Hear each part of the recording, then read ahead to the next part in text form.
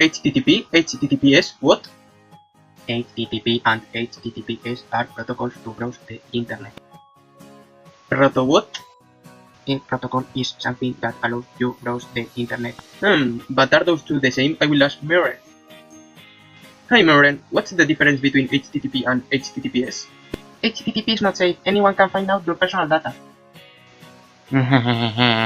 Your personal data.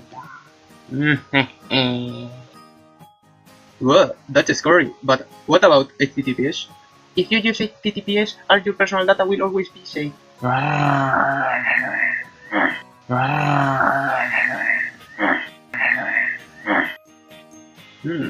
Then HTTPS is far better. Bank transactions, passwords, you must not let anyone see all that. Thank you, Meren. Now I understand everything. You are welcome. See you later.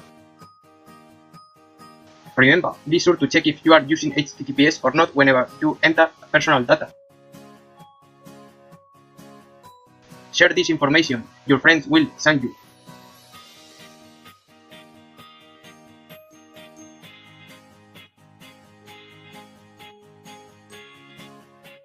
Yay!